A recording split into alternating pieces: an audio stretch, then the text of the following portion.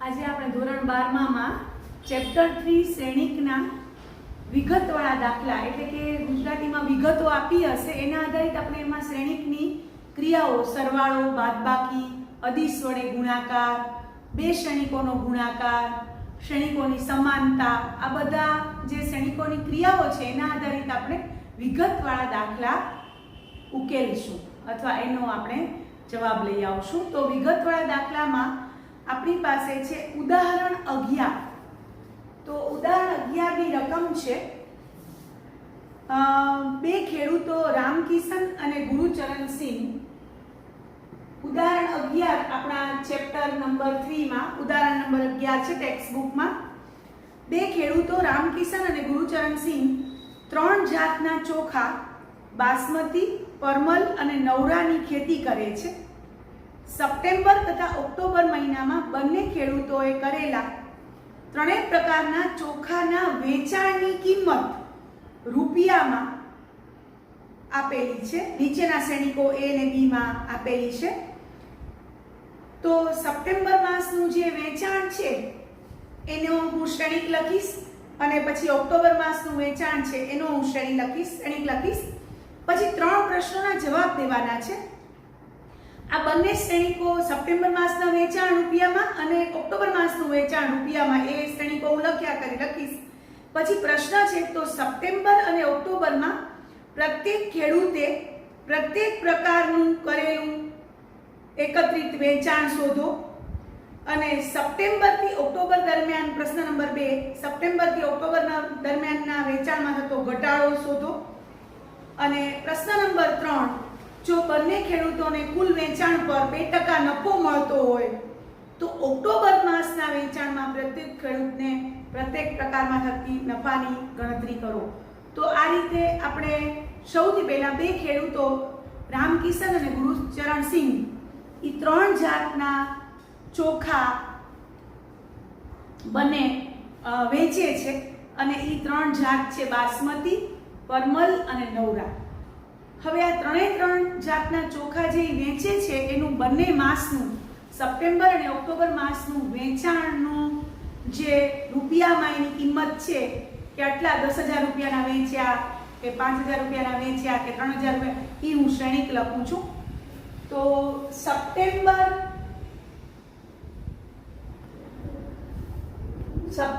માસનું વેચાણ રૂપિયામાં એનો શ્રેણિક A છે। તો ઉપર આપણે ત્રણ જાતના ચોખા બાસમતી, પરમલ અને નવરા આ ત્રણ જાતના ચોખા નું વેચાણ તો કે 10,000 રૂપિયા બાસમતી ચોખા એને વેચ્યા એમાં મળ્યા, પરમલ વેચ્યા 20,000 રૂપિયા મળ્યા, નવરા વેચ્યા તો 30,000 મળ્યા। ઈ કયા ખેડૂતને? તો ઈ રામકિશનને। અને ઈ પણ કયા મહિનામાં? તો કે સપ્ટેમ્બર મહિનામાં એને 10,000 રૂપિયાના બાસમતી ચોખા વેચ્યા, 20,000 રૂપિયાના પરમલ ચોખા વેચ્યા અને 30,000 રૂપિયાના નવરા ચોખા વેચ્યા। કોણે? રામકિશને। હવે બીજો ખેડૂત જે છે ગુરુચરણસિંહ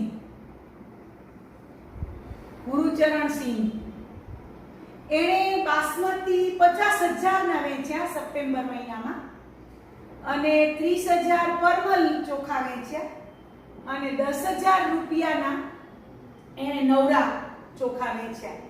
હવે આવી રીતે જેમ સપ્ટેમ્બર માસનું હતું ને એમ ઓક્ટોબર માસનું છે।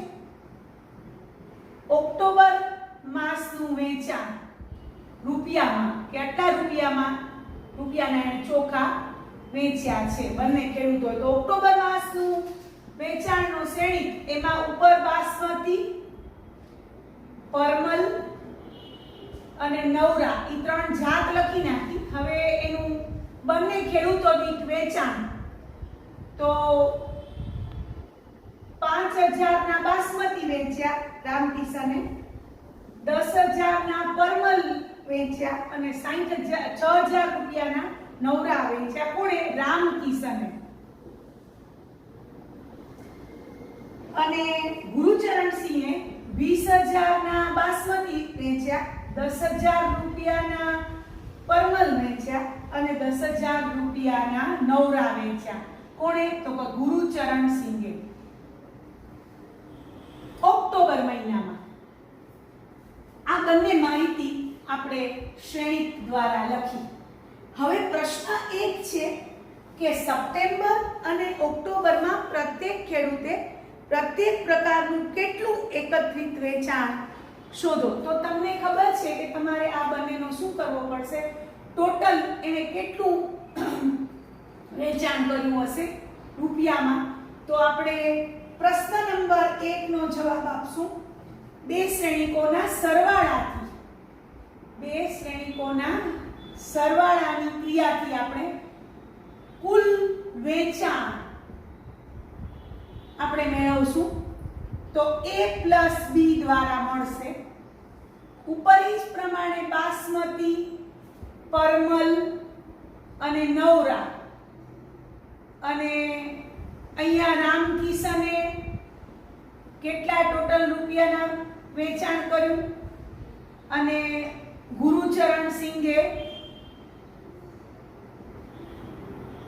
કેટલા રૂપિયાનું ટોટલ વેચાણ કર્યું? હા, તો 10,000 + 5,000 એટલે 15,000, 20,000 + 10,000 એટલે 30,000,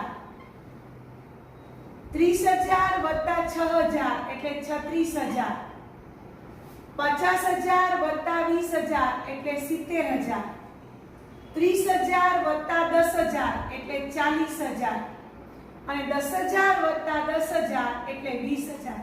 તો તમને જ્યારે કુલ વેચાણ કેટલા રૂપિયાનું કર્યું તો રામકિશને 15,000 બાસમતીમાં, પરમલે 30,000 અને પરમલ ચોખામાં 30,000 નું વેચાણ ને નવરા ચોખામાં 36,000.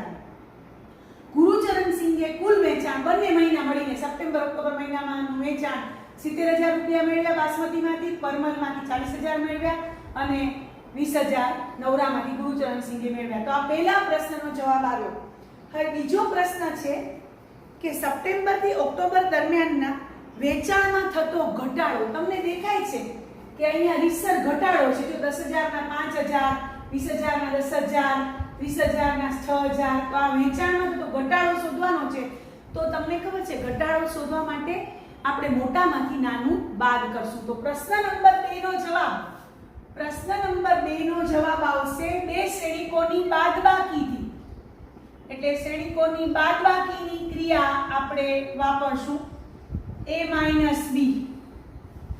તો ઉપરી પ્રમાણે બાસમતી, પરમલ અને નવરા ત્રણ જાત લખશું.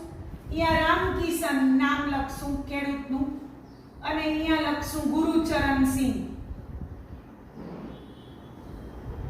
હવે બાદબાકી કરશું. A - B 10,000 માંથી 5,000 જાય એટલે 5,000, 20,000 માંથી 10,000 જાય એટલે 10,000, 30,000 માંથી 6,000 જાય એટલે 24,000, 50,000 માંથી 20,000 જાય એટલે 30,000, 30,000 માંથી 10,000 જાય એટલે 20,000 અને 10,000 માંથી 10,000 જાય એટલે 0. તો આટલો ઘટાડો જે આપણો પ્રશ્ન હતો સપ્ટેમ્બર થી ઓક્ટોબર દરમિયાન જે એને વેચાણ કિંમતમાં જે ઘટાડો આવ્યો એ આપણે મળ્યો. હવે ત્રીજો પ્રશ્ન છે કે જો બંને ખેડૂતોને કુલ વેચાણ પર 2% નફો મળતો હોય તો ઓક્ટોબરના વેચાણમાં પ્રત્યેક ખેડૂતને પ્રત્યેક પ્રકારમાં મળતા નફાની ગણતરી કરો. એટલે આપણે ઓક્ટોબર મહિનાવાળો જે આપણો બી શ્રેણિક છે એના ઉપર 2% નફો આપણે બતાવશું. તો હવે ત્રીજા પ્રશ્નનો જવાબ આપણે દેશું. ત્રીજા પ્રશ્નના જવાબ માટે આપણે શ્રેણિક બી જોશે અને નફો આપ્યો છે 2% એટલે 2/100 વડે આપણે ગુણશું. તો પ્રશ્ન નંબર 3 નો જવાબ, પ્રશ્ન નંબર 3 છે ઓક્ટોબર માસમાં 2% નફો મેળવવાથી મળતી રકમ. તો આપણે ખબર છે કે એ શ્રેણિકમાં અદિશ વડે ગુણાકાર. અહીંયા આપણે શ્રેણિકનો અદિશ વડે ગુણાકાર, શ્રેણિકનો અદિશ વડે ગુણાકાર, શ્રેણિક સાથે શ્રેણિકનો અદિશ વડે ગુણાકાર એ થિયરી વાપરશું. અદિશ એટલે કોઈ સંખ્યા. તો અહીંયા તમને 0.02 ઇન્ટુ બી દ્વારા મળશે. ઓક્ટોબર મહિનાનો જે શ્રેણિક આપ્યો છે દરેકને આપણે 0.02 સાથે ગુણશું તો માગેલો જવાબ આવશે. તો બી શ્રેણિક છે 5000, 10000, 6000, 20000, 10000 અને 10000. આ બી શ્રેણિક છે અને આ રામકિશનનો છે. પેલી હાર અને બીજી હાર આપણે ખબર છે ગુરુચરણસિંહની છે. હવે આપણે 2% નફો ઓક્ટોબર મહિનામાં મળે તો કેટલી એને આવક થાય દરેક ખેડૂતને, દરેક પ્રકાર. અહીંયા અહીં તો આવશે આ બાસમતી, આ પરમલ અને આ નવરા.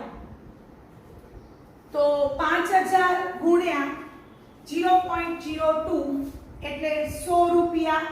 અહીંયા પણ ઉપર બાસમતી, પરમલ, નવરા 3 જાત લખવાની ચોખાની.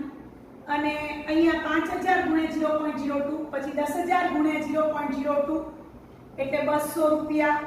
પછી અહીંયા 120 રૂપિયા, પછી અહીંયા 400 રૂપિયા, પછી અહીંયા 200 રૂપિયા અને અહીંયા 200 રૂપિયા. રામકિશનને બાસમતી પર 100 રૂપિયા નફો થશે ઓક્ટોબર મહિનામાં, પરમલ ઉપર 200 રૂપિયા નફો થશે અને નવરા ઉપર 120 રૂપિયા નફો થશે રામકિશનને. ટોટલ નફો કરવો તો આનો સરવાળો કરવાનો. અને ગુરુચરણસિંહને બાસમતી પર 400 રૂપિયા, પરમલ ઉપર 200 રૂપિયા અને નવરા ઉપર 200 રૂપિયા નફો થશે. તો આ રીતે આપણે દરેક વ્યક્તિનો ટોટલ નફો કયો હોય તો આ ત્રણેયનો સરવાળો કરવાનો. કે દરેક પ્રકારના ચોખા ઉપર એને થયેલો નફો, તો દરેક પ્રકારના ચોખા ઉપર થયેલો નફો રામકિશનનો આવ્યો, દરેક પ્રકારના ચોખા ઉપર થયેલો નફો ગુરુચરણસિંહનો આવ્યો. તો આ રીતે આપણે ટોટલ કહ્યું હતું આ ત્રણેયનો સરવાળો એ રામકિશનનો ટોટલ નફો થશે ઓક્ટોબર મહિનામાં, અને ગુરુચરણસિંહનો ટોટલ નફો કયો હોય તો આ ત્રણેયનો સરવાળો તો એ ગુરુચરણસિંહનો થશે. આ થશે 200 ને 300 ને આ 420 ટોટલ નફો રામકિશનનો ઓક્ટોબર મહિનામાં થશે. અને આ 200 ને 400 600 ને 800 રૂપિયા ગુરુચરણસિંહનો ઓક્ટોબર મહિનામાં ટોટલ નફો પૂછ્યો હતો. આ તો પ્રત્યેક વસ્તુનો નફો કયો છે તો આપણે આ રીતે પ્રશ્નનો જવાબ દીધો. હવે આપણે ઉદાહરણ નંબર 19 માં જઈએ છીએ. ઉદાહરણ નંબર 19. ઉદાહરણ આપણે 11 કર્યું. હવે ઉદાહરણ નંબર 19 જેમાં પણ શ્રેણિકની ક્રિયાઓ લગાડીને આપણે એનો ઉકેલ મેળવશું, એ પ્રશ્નનો જવાબ મેળવશું. તો ઉદાહરણ નંબર 19 ની રકમ હું વાંચું છું. વિધાનસભાની એક ચૂંટણીમાં એક રાજકીય પક્ષ પોતાના ઉમેદવારનો પ્રચાર ટેલિફોન, પ્રત્યક્ષ મુલાકાત અને પત્રો લખવા જેવી 3 રીતો માટે પ્રસાર માધ્યમ પાડે લે છે. એક વિધાનસભાની ચૂંટણીમાં એક રાજકીય પક્ષ છે એ પોતાના ઉમેદવારનો પ્રચાર કરવો છે તો એ 3 રીતે પ્રચાર કરે છે. પ્રચાર કરવા માટે એક પ્રસાર માધ્યમ આખું ભાડે લે છે. એમાં 3 રીતે પ્રચાર કરે છે: ટેલિફોન દ્વારા, પ્રત્યક્ષ મુલાકાત દ્વારા અને પત્રો લખીને. આ રીતે હવે શ્રેણિક એ માં સંપર્ક દીઠ ભાવ પૈસામાં નીચે પ્રમાણે આપેલો છે. જો એક ટેલિફોન કરે તો 40 પૈસા, પ્રત્યક્ષ મુલાકાત કરે એક તો 100 પૈસા અને પત્ર લખે એક તો 50 પૈસા. હવે આ જે ઉમેદવારનો પ્રચાર કરવાનો છે એ 2 શહેરોમાં, એક્સ અને વાય 2 શહેરોમાં પ્રચાર કરવાનો છે. તો 2 શહેરો એક્સ અને વાયમાં દરેક પ્રકારના સંપર્કની સંખ્યા આપી છે. સંપર્કની સંખ્યા આપી છે બી શ્રેણિક દ્વારા.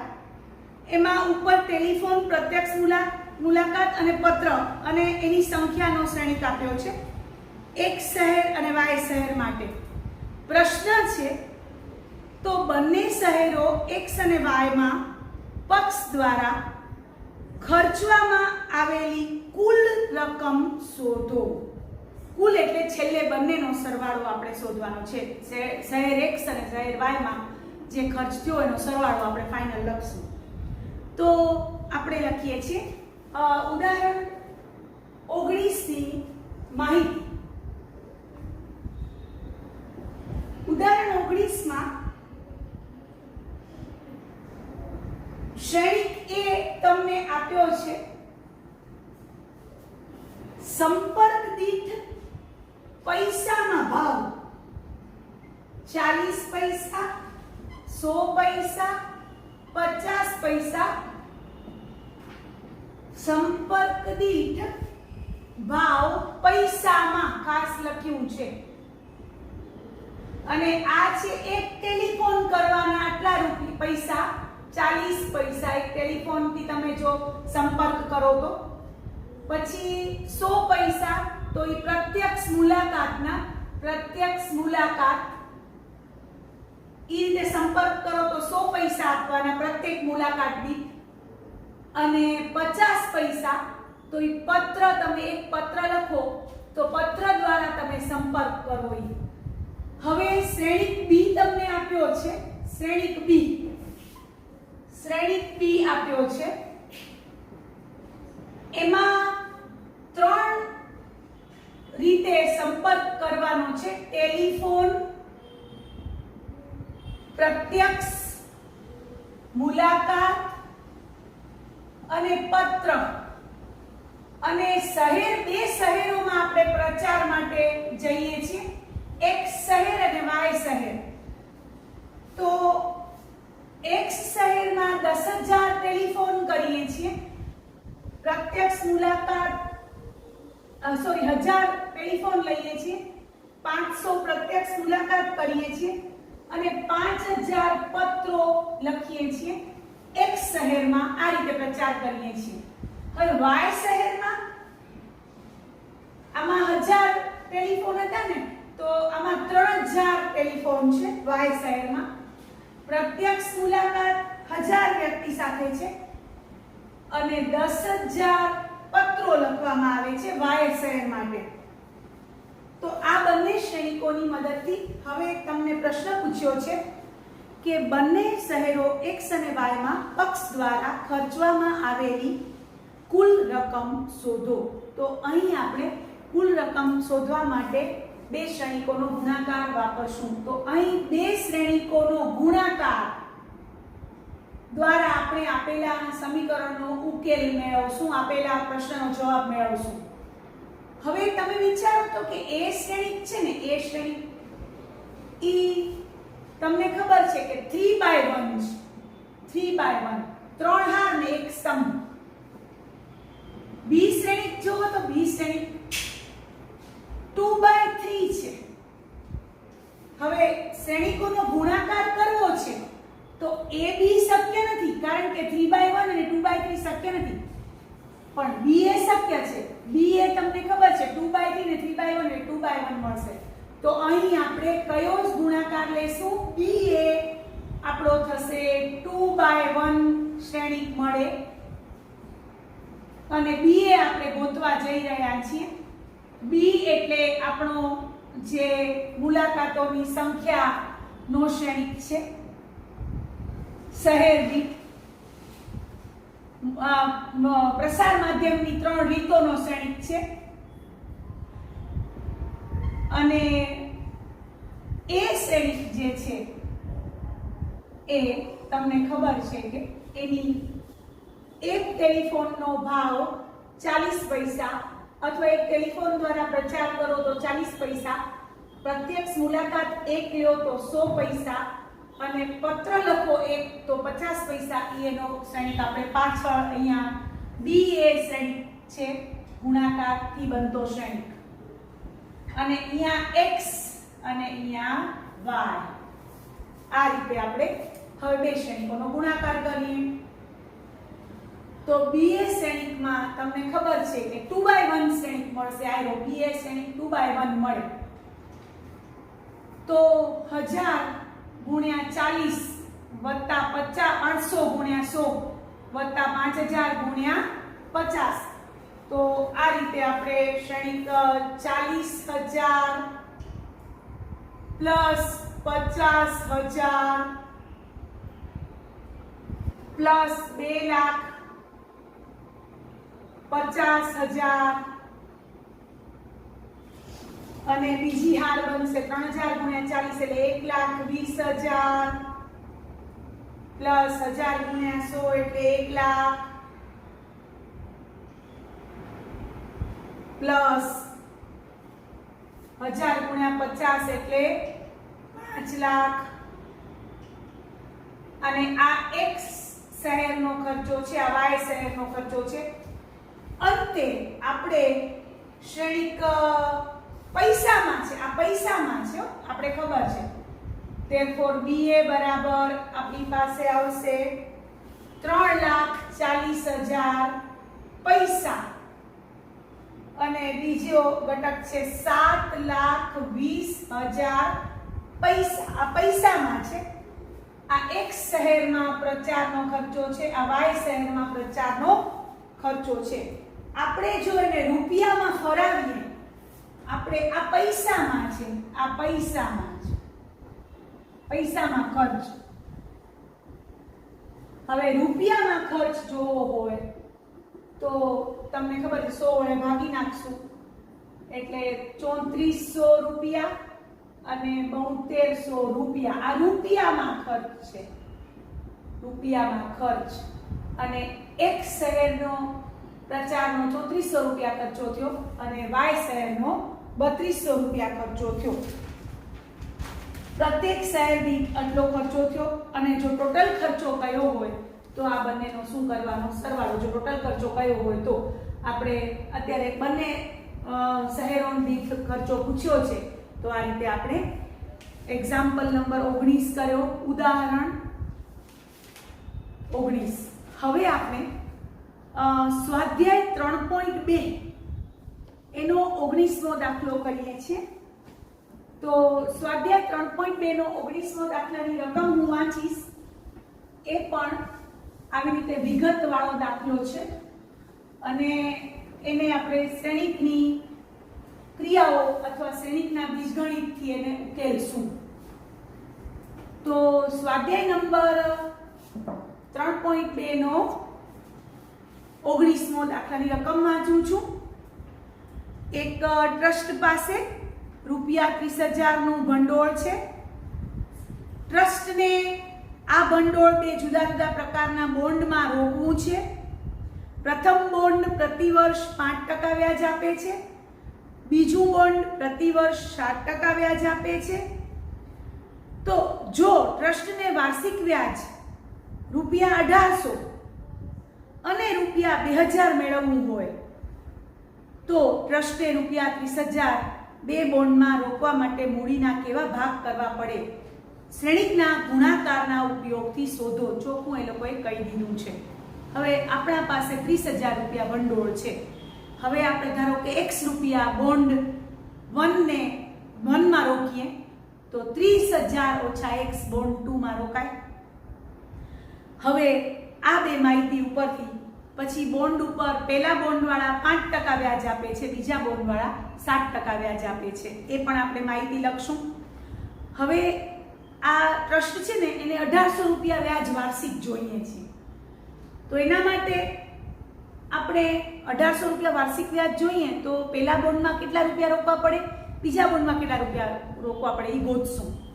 પછી બીજો પ્રશ્ન છે કે જો 2000 રૂપિયા વાર્ષિક વ્યાજ જોઈએ તો પહેલા બોન્ડમાં કેટલા રૂપિયા અને બીજા બોન્ડમાં કેટલા રૂપિયા વાર્ષિક વ્યાજ ગોતવું પડે. તો આપણે કરીએ છીએ.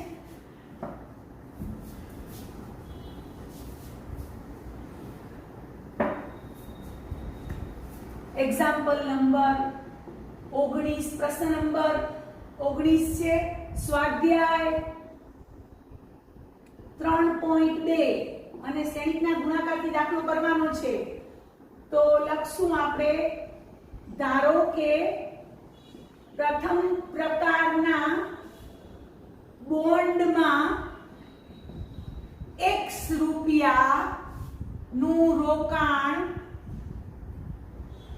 કરે છે ભંડોળ, જે ભંડોળ છે 30,000 રૂપિયાનું ભંડોળ એક સંસ્થા પાસે, તો એ x રૂપિયા રોકાણ પ્રથમ બોન્ડમાં કરે છે. ધેરફોર બીજા પ્રકારના બોન્ડમાં 30,000 માઈનસ x રૂપિયા નું રોકાણ કરે છે. તો આ માહિતી આપણે શ્રેણિક સ્વરૂપે કોષ્ટક સ્વરૂપે પહેલા લખીએ, પછી શ્રેણિક સ્વરૂપે બોન્ડનો પ્રકાર 1 અને 2, પછી રોકાણ રૂપિયામાં અહીંયા x રૂપિયા, અહીંયા 30,000 માઈનસ x રૂપિયા, અને રોકાણ પર મળતું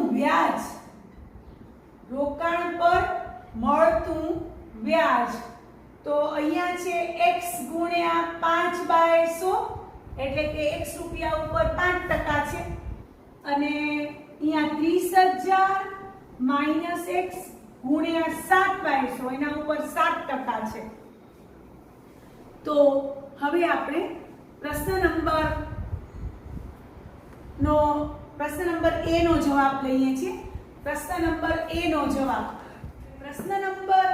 નો આપણે જવાબ લઈએ છીએ. રોકાણ પર વાર્ષિક વ્યાજ ₹1800 મળે, એટલે કે વાર્ષિક વ્યાજ 1800 મળે, તો બોન્ડ નંબર 1 માં કેટલા રૂપિયા રોકવાના અને બોન્ડ નંબર 2 માં કેટલા રૂપિયા રોકવાના એ આપણે શોધવાનું છે. રોકાણ પર વાર્ષિક વ્યાજ ₹1800 મળે તે માટે મારે x શોધવાના છે અને 30,000 માઈનસ x પણ શોધવાના છે. તો આપણે હવે એ રીત કરીએ છીએ.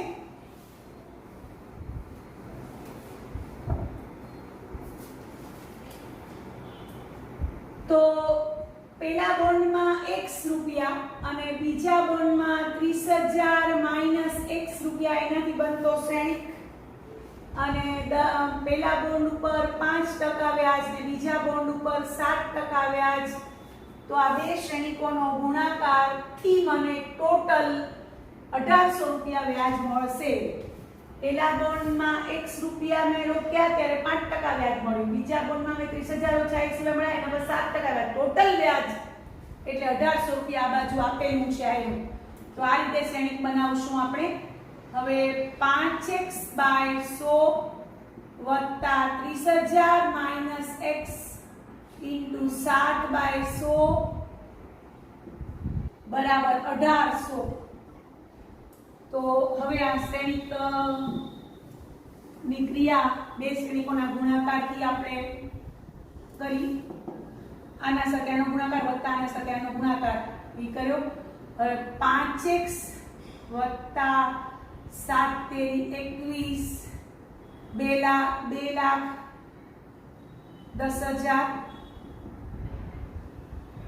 21 અને 2,10,000 માઈનસ 7x અને બાય 100 છે એ બાજુ લઈ ગઈ, 1800 ગુણ્યા 100, એટલે આ માઈનસ 2x સમજાશે અને 2,10,000 જે છે એમાંથી 1,80,000 બાદ થશે, એટલે આપણી પાસે આવશે 2x બરાબર 30,000, એટલે x બરાબર 15,000. એટલે તમે આ જે ટ્રસ્ટ છે, જે ટ્રસ્ટ ઈ પહેલા બોન્ડમાં x બરાબર 15,000 રૂપિયા રોકશે અને બીજા બોન્ડમાં 30,000 માઈનસ x એટલે કે 15,000 પાછા, કારણ કે 30,000 માંથી 15,000 બાદ કરો રૂપિયા રોકે ને, તો વાર્ષિક વ્યાજ 1800 રૂપિયા મેળવે. પહેલો પ્રશ્ન આપણો હતો એ પ્રશ્ન. હવે પ્રશ્ન નંબર B માં જઈએ છીએ. પ્રશ્ન નંબર B માં આપણે ખાલી વ્યાજ 2,000 બતાવવાનું છે અને x શોધવાનો છે અને 30,000 માઈનસ x પણ શોધવાનો છે.